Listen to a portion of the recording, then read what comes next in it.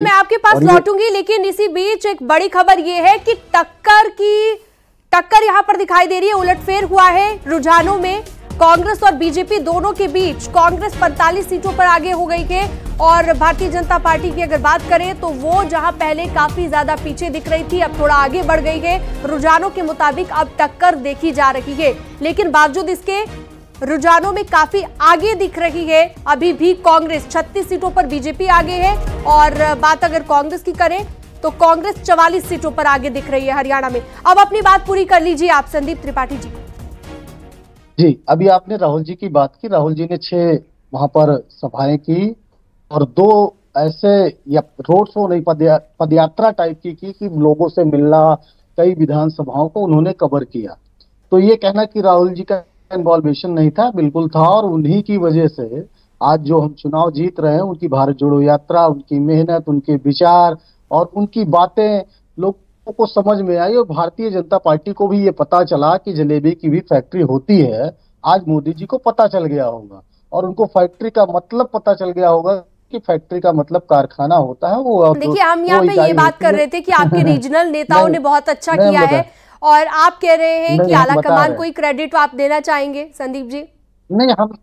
नहीं, हमने पहले स्टार्टिंग में मैंने यही कहा कि इस लोकतंत्र में जितने भी सहभागिता की है, जितने भी कार्यकर्ताओं ने, जितने भी हमारे नेताओं ने अपनी सहभागिता दर्ज की है, जिन्होंने मेहनत की है, उन सबको मैं बधाई देता हूं। लेकिन अभी आपने, हमारे संजय राणा जी ने कहा कि ये मोदी जी माइनस भाजपा में कुछ नहीं है। तो 2014 में क्या था साहब?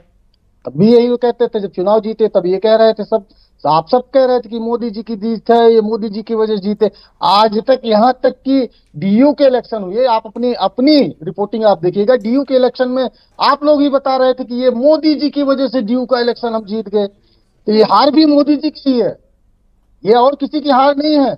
मोदी जी ने जिस तरीके से देश की जनता को गुमराह करने का काम किया था, उसकी परिणति हो रही है। और अच्छा, इसी पर कुछ कहना चाह रहे हैं संजय राणा जी?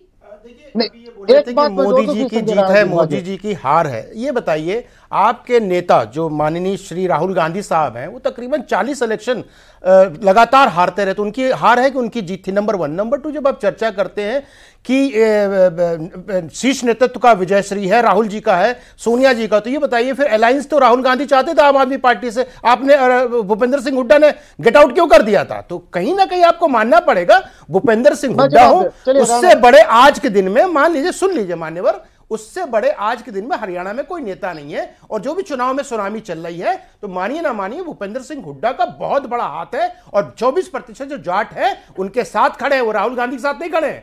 वो विकल्प नहीं मिल रहा था उनके पास भारतीय जनता पार्टी का, इसलिए कांग्रेस के तरफ गए। मानने को तैयार हो जाइए, बोल दीजिए कि राहुल गांधी की सुनामी थी, वो चाणक्य हो गए, तो ये मैं मानने को तैयार नहीं हूं। कोई चाणक्य उड़क नहीं है इसमें, जनता के पास दूसरे कोई विकल्प नहीं था।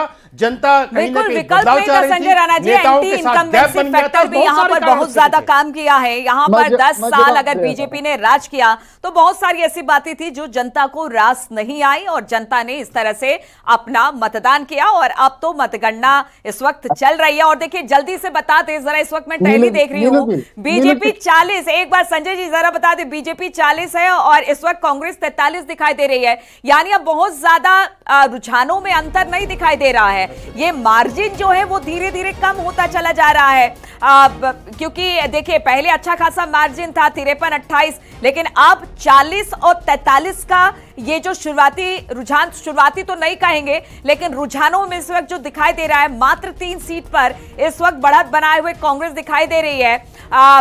अवनीश जी, ये जो अभी जो तस्वीर आ रही है 43-40 का, इससे थोड़ी खुशी हो रही है क्या? नहीं, खुशी नहीं, हमें पूरा विश्वास है।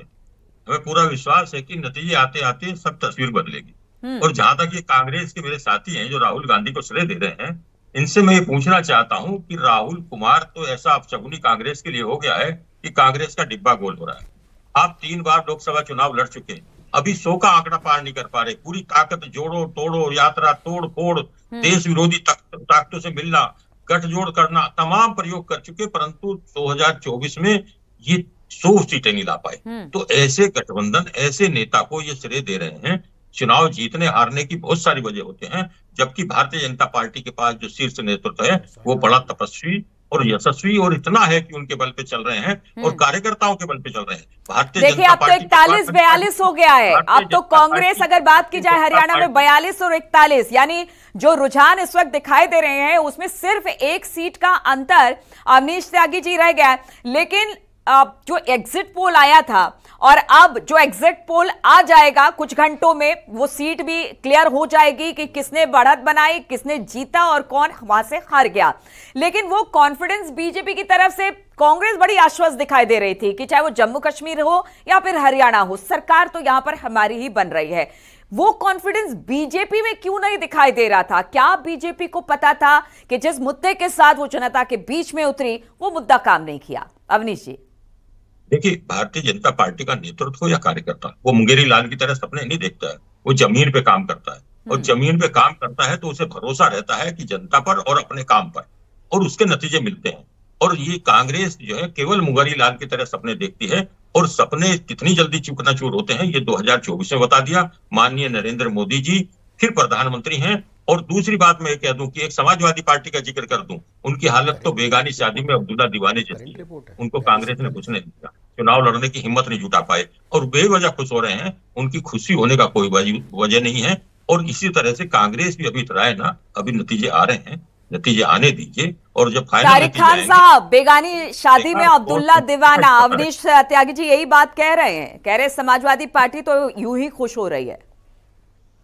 हमें पता नहीं था कि खुश होने के लिए प्रधानमंत्री की इजाजत लेनी है, अदरवाइज हम लोग एक एप्लीकेशन भेज देते पीएमओ में कि क्या हम लोग खुश हो सकते हैं या नहीं। तो अगर आपकी इजाजत होती तो I didn't interrupted you sir please, तो आपकी इजाजत होती तो हम थोड़ा सा मुस्कुरा लेते, थोड़ा सा खुश हो लेते। लेकिन अब आपने ऑब्जेक्शन किया है तो हम थोड़ा सा कम खुश होंगे। और खुशी की बात आपके लिए भी है क्योंकि आप 400 सीट जीते, उसके बाद आप सारे बाई इलेक्शन जीतिए, फिर अभी आप स्टेटों में भी जीत रहे हैं, आपको मुबारकबाद। देखिए, दो चीजें होती हैं, पार्टी एक कलेक्टिव चीज है, ठीक है। जब हम आपका नारा है कि मोदी है तो मुमकिन है, एक अकेला सब पे भारी, अच्छा भाई अब वो अकेला। और चलिए इसी बीच एक बड़ी खबर, हरियाणा में एक बार फिर उलटफेर देखने को मिल रहा है। हरियाणा में रुझानों में बड़ा उलटफेर हुआ है, आगे निकल गई है बीजेपी, रुझानों में आगे निकल गई है बीजेपी। ये बड़ी खबर इस वक्त हम आपको दे रहे हैं, जहां पर 42 सीटों पर बीजेपी आगे हो गई है, जबकि कांग्रेस 41 सीटों पर आगे है। कांटे की टक्कर यहां पर देखी जा रही है हरियाणा के रुझानों में। सुबह से हम देख रहे थे काफी बड़ा अंतर यहां पर चल रहा था रुझानों में, लेकिन अब बीजेपी और कांग्रेस के बीच कांटे की टक्कर दिख रही है।